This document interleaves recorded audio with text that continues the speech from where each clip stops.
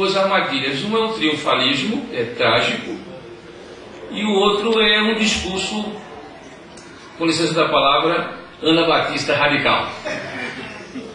E os calvinistas e nós calvinistas me ajudem nessa história, porque nós vemos a história como um palco de conflito de ideias, e quem se organiza influencia, e esse se é sal e luz, não somente por um espontaneísmo basista, que é uma relação muito forte entre anabatismo radical, Quaker e a CUT e o PT do meu tempo, então, mas como uma articulação de ideias que se propõe a enfrentar o conflito da civilização.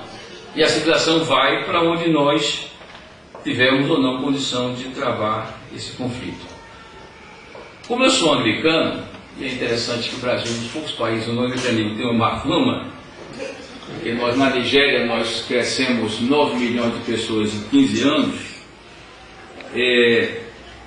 nós temos a dor da divisão, porque nós somos soteriologicamente evangélicos e eclesiologicamente católicos. Então, nos dá a dor da divisão e nós não achamos tão assim agradável que se cria uma denominação por dia.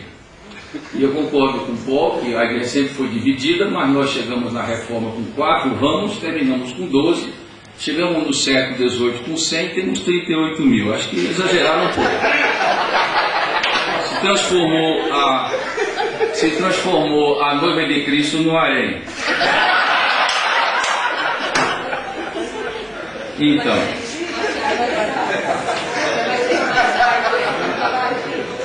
eu creio que o evangelicalismo, se significar essas 4 verdades, ela é uma proposta que muita gente ama. E eu, de certa maneira, com todos os meus erros, eu dei a minha vida por isso. Não sairia da guerra de Roma por outra proposta, e se outra proposta viesse, eu tocaria para algum lugar. Creio que nós não temos mais condição de criar uma instituição, e eu finalizo, para todos os crentes. Na época da Confederação podia, e se fazia bem. A EVB veio com 15 anos de atraso em relação ao Congresso de Lausanne e veio em torno de uma figura pessoal e não naquele modelo de equipes que era a Confederação Evangélica, que não tinha face. Quem era a Confederação Evangélica? Não tinha face. Então aquilo que eu falei, que nós tivemos um Estado que vai afastando o modelo personalizado do governo e a igreja vai fazendo o contrário do que ela fez no passado. Mas nós podemos muito bem desse fórum, criar uma das representatividades. Eu estava conversando com o meu colega, o bispo do Chile, ele dizia: há 3 organismos ecumênicos no Chile. Uma é um tipo CONIC do Chile, que é você tomar chá com o cardeal e não vai mais do que isso. O outro é um balaio de gato, com todos os pentecostais e neopentecostais brigando se vai apoiar a Concertação ou a Força Nacional, né? E quem vai sair loteando cargos, que faz parte da lógica desses grupos.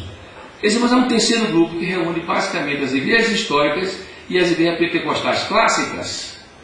E hoje em dia há tanta afinidade entre as igrejas pentecostais clássicas e as igrejas históricas, que eu fico ouvindo o pastor presidente da Assembleia de Deus no meu estado, tirando o uso e costume que fecha 90%. Né?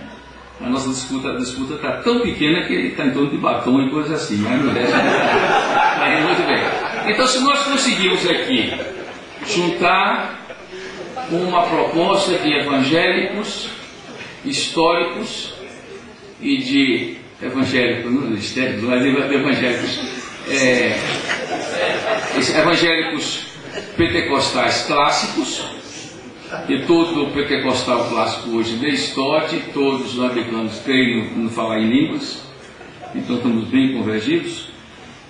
O eixo é esse, evangelicalismo clássico, que não é uma organização, mas é o evangelho. Em segundo lugar, a ética, que é a fragilidade da nossa imagem pública. Alguém diz: vamos parar de usar o nome evangélico porque sequestraram o nome. Eu não vou deixar que isso aconteça. Eu tenho o nome de registro que meu avô e meu pai me deu. E se alguém vai ser um clone, não é por isso que eu vou abrir e vou botar outra coisa.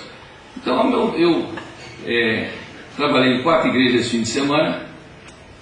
As pessoas pensam que a gente não trabalha.